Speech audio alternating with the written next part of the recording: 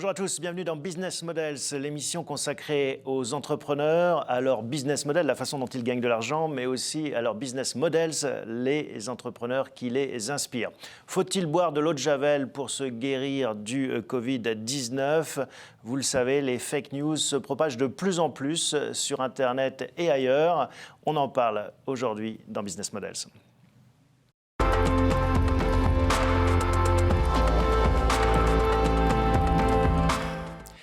Bonjour Julien Mardas.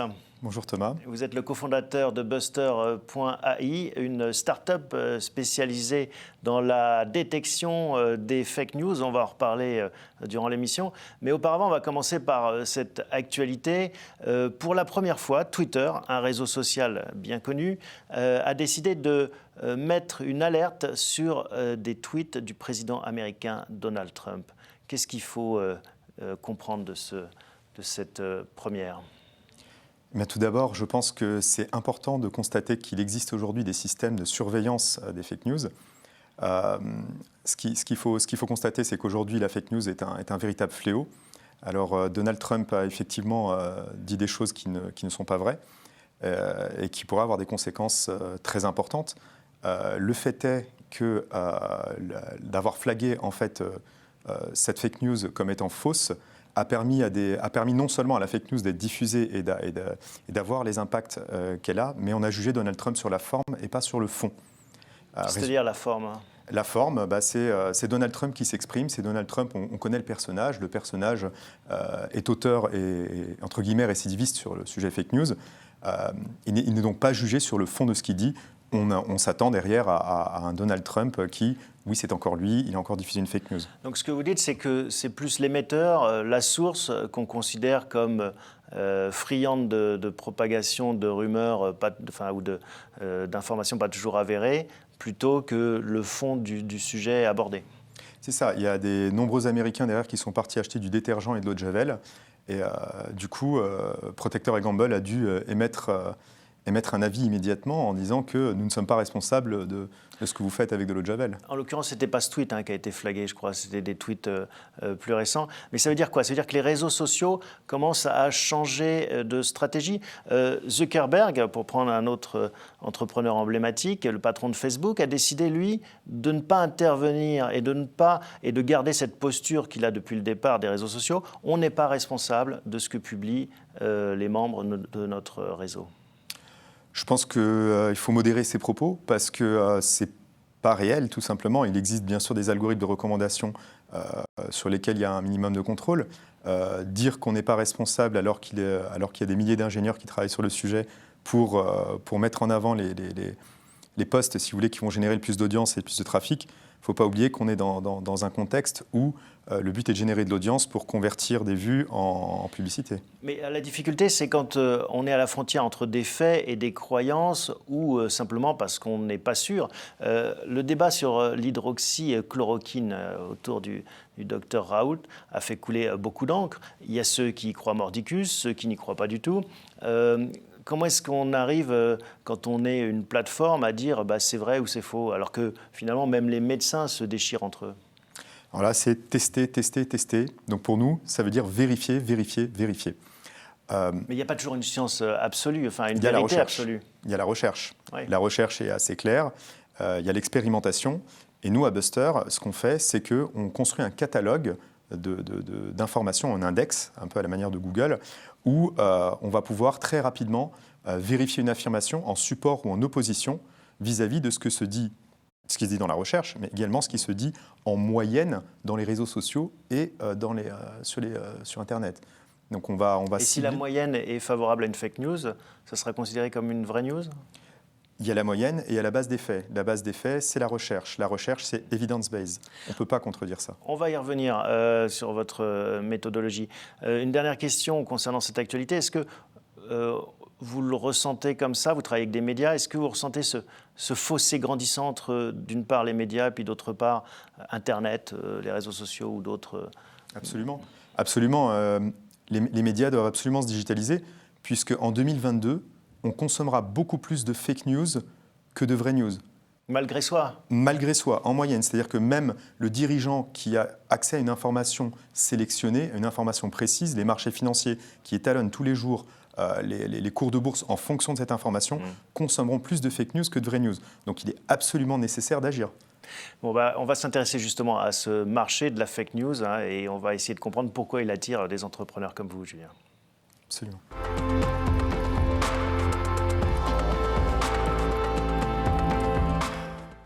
Alors, ce marché de la fake news, on arrive à le quantifier. Est-ce que c'est un marché déjà? Est-ce qu'il y a une offre, une demande? Alors bon, la fake news, c'est devenu un buzzword, hein. Faut être très clair. Il y a même une traduction aujourd'hui, l'infox ou la vidéotox. Ouais. Nous, on ne fait pas que de la fake news. Évidemment qu'il y a un marché, puisque une fausse nouvelle sur Twitter va 6 fois plus vite qu'une vraie nouvelle ou qu'ailleurs. Comment est-ce qu'on explique ça? Pourquoi est-ce qu'une fausse nouvelle irait plus vite, serait plus véloce qu'une vraie nouvelle? Il y a 5 raisons essentielles à l'intention derrière une fake news. Il y a la pauvre qualité journalistique, il y a des gens qui retweetent sans réfléchir, sans regarder, et puis il y a des gens qui vont essayer de cibler des points du graphe de connexion entre les utilisateurs pour essayer de le couvrir plus rapidement et pour essayer de diffuser une fausse information beaucoup plus rapidement. Donc il y a une intention malveillante derrière une fake news souvent, et il y a des gens qui essayent de les promouvoir. Tout à fait, à l'instar de Cambridge Analytica, qui a quand même aspiré le graphe de tous les utilisateurs de Facebook pour cibler les informations précises et assurer 24 heures avant l'élection la victoire de Donald Trump. Oui, mais ça, c'est de la bonne pub, finalement. C'est ce que cherche à faire n'importe quel vendeur de barres chocolatées ou de voitures. Vu sous cet angle, oui, mais vu sous l'angle où, derrière, la fake news concerne, d'un coup, on va construire un mur face au Mexique, et d'un autre, on ne va pas le faire en fonction des attirances de chacun pour finalement gagner une élection.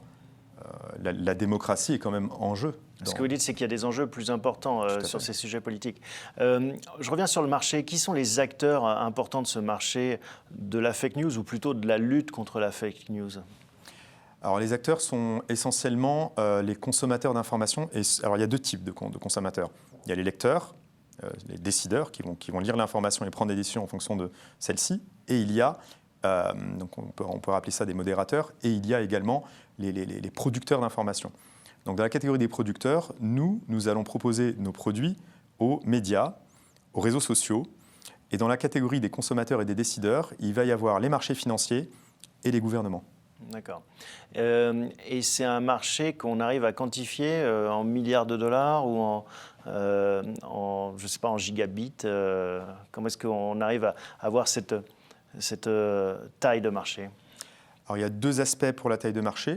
La première étant le volume total d'informations en circulation qui est nettement supérieur à la capacité de stockage de la planète. Donc il est absolument nécessaire d'agir sur ce point-là.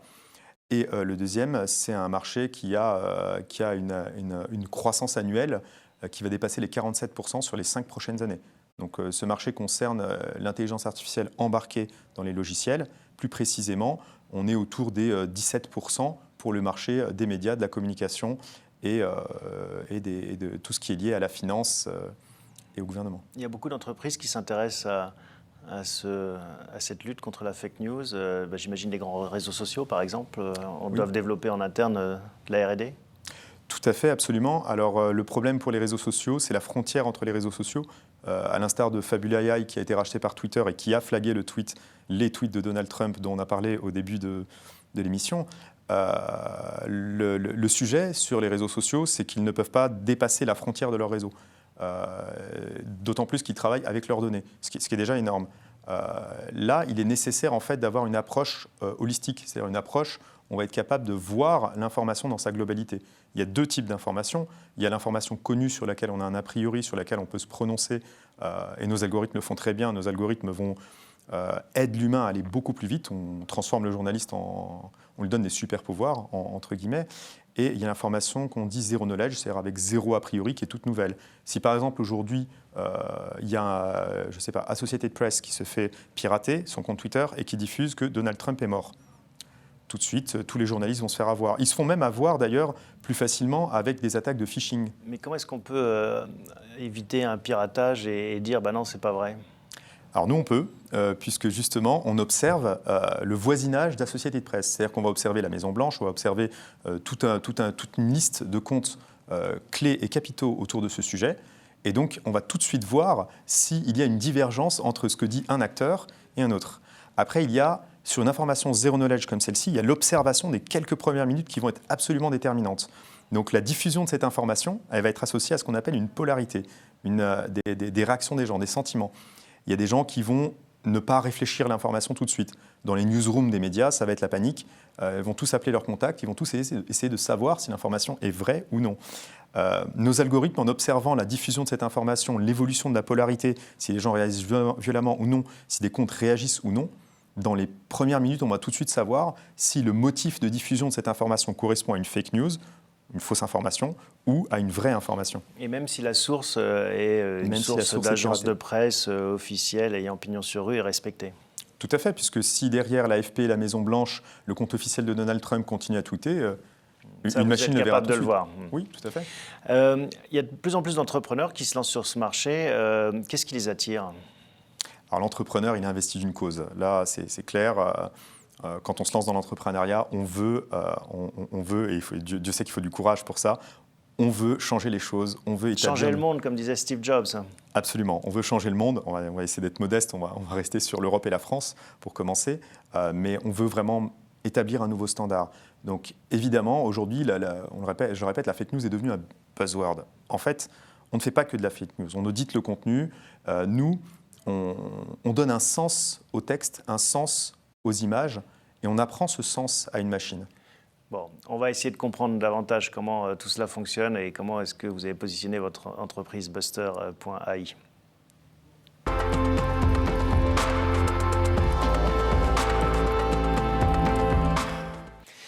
Alors, Buster.ai, c'est une entreprise qui justement, comme Ghostbuster, j'imagine, ça vient de là, c'est le fake news buster. C'est la chasse aux fantômes. C'est ça, on pourrait faire ces parallèles. Alors il y a le nom a son histoire. Hein, oui, c'est intéressant souvent les noms, alors expliquez-nous. Bon, évidemment, alors Buster, il y a Ghostbuster, c'était un film que j'ai regardé quand j'étais enfant, que j'aimais beaucoup.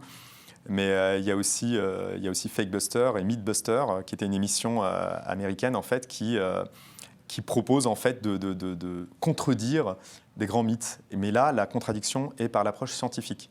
Et c'est ça, en fait, qui m'intéresse. Il y a d'autres raisons pour ce nom que je ne donnerai pas, en tout cas, tout de suite. Mais en tout cas... Elles ne sont pas avouables ? Si, elles sont avouables. Mais c'est plutôt, on va dire, personnel. Je préfère avoir l'approche suivante, qui consiste à dire que étayer des faits ou non doit être evidence-based. C'est la science. La science nous a amené le plus loin possible. Et aujourd'hui... en regardant, j'ai cette image en fait de Robin des Bois qui tire du shérif dans Robin des Bois qui tire une flèche qui vise la cible, et Robin des Bois qui met 3 flèches en pourfendant la flèche dans sa longueur exactement au même endroit. D'accord. C'est impossible. Est-ce que vous pouvez nous expliquer comment ça marche concrètement ? Comment est-ce que vos algorithmes fonctionnent ? Tout à fait. Alors la recherche aujourd'hui stipule très clairement qu'il est impossible de faire de la vérification d'informations sans avoir au moins la source d'une chaîne de confiance, qu'on appelle une chain of trust. Alors, il faut partir d'un point. C'est le socle sur lequel on peut déterminer, c'est le tu bailles ses témoins, sur lequel on peut dire ça, auquel on peut se raccrocher. Absolument. Si je vous dis le bois à 100 degrés, tout le monde va me dire oui. Moi, je vais vous dire non. Je vais vous dire non parce que ça dépend des conditions de pression et de température. Exactement. Sur la Lune, c'est pas le cas. En haut du Mont Blanc ou voilà. Exactement. au bord de la Méditerranée. Absolument. Si je vous dis la Terre est plate, vous allez probablement me répondre, il y a un certain moment où on y croyait tous. Ouais. Aujourd'hui, ce n'est plus le cas. Et ce qui est intéressant, c'est qu'au moment où on y croyait tous, que la Terre était plate, le corpus et les sources officielles le croyaient aussi. Donc c'était difficile d'imaginer autre chose. Tout à fait. Il n'y a pas de vérité absolue, en fait. Sinon, il n'y aurait pas de médias, il n'y aurait pas de... Et nous-mêmes, nous n'existerions pas.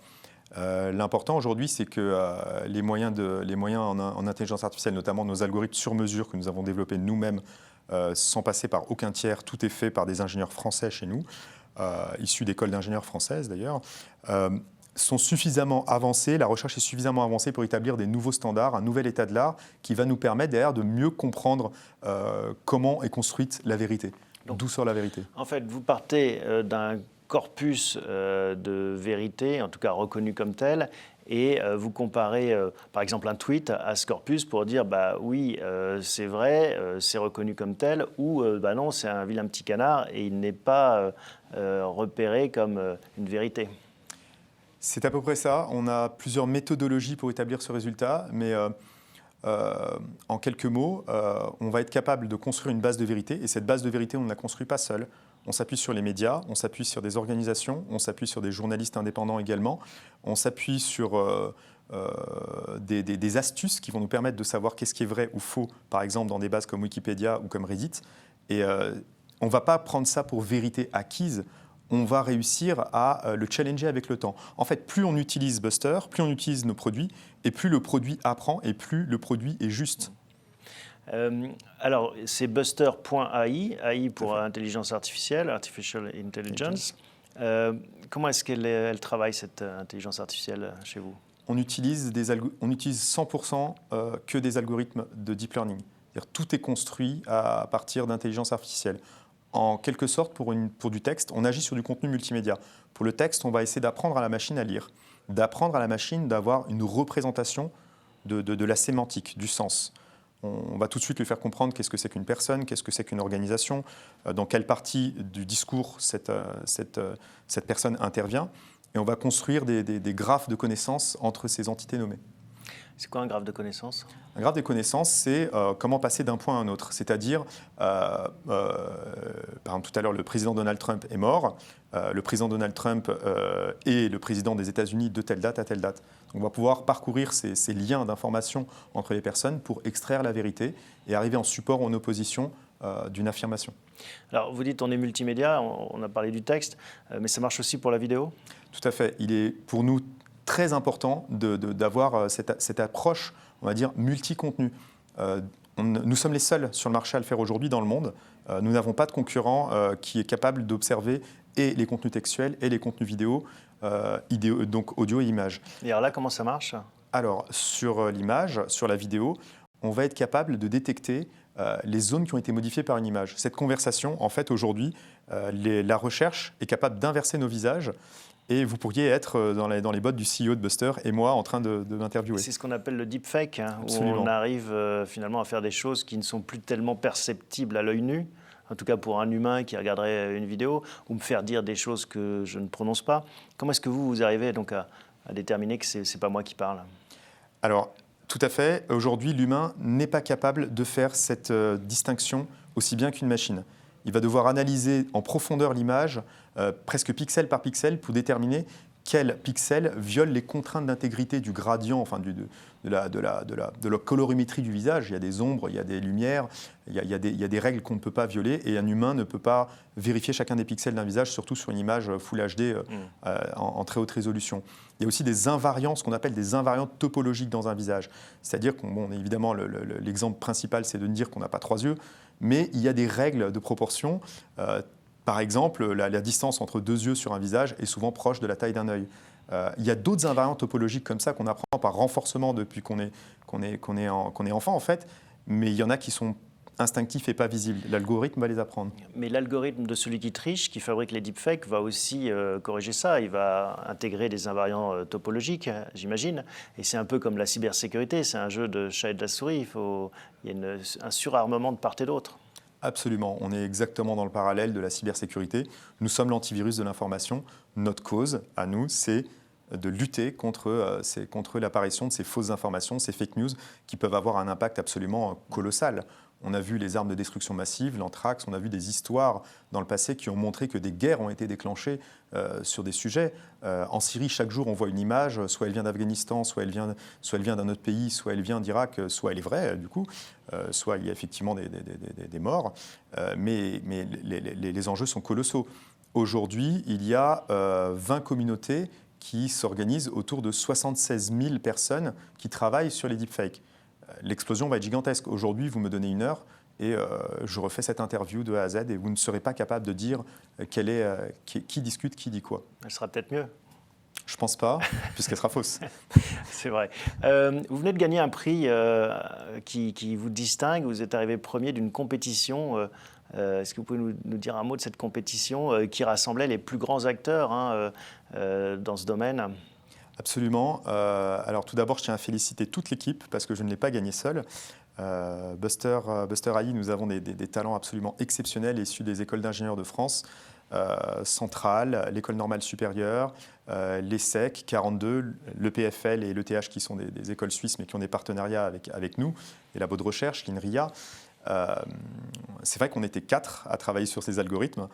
Et c'est vrai qu'en face de nous, on avait des universités comme Sheffield qui déploient des laboratoires géants dédiés à l'extraction de faits et à leur vérification. On est arrivé premier haut la main. D'autres grandes entreprises aussi. Accenture, effectivement, il y a eu beaucoup de participants qui étaient.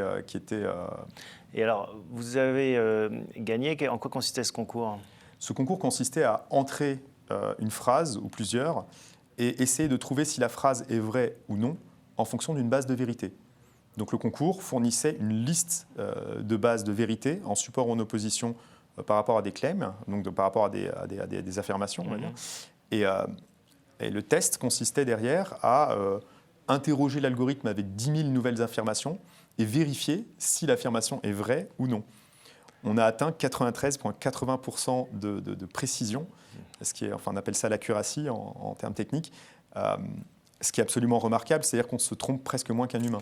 Bon, ça prouve que votre algorithme ou vos algorithmes ont l'air de fonctionner. On va s'intéresser maintenant à vous. Quel est l'algorithme, votre ADN qui a fait que vous êtes devenu entrepreneur ?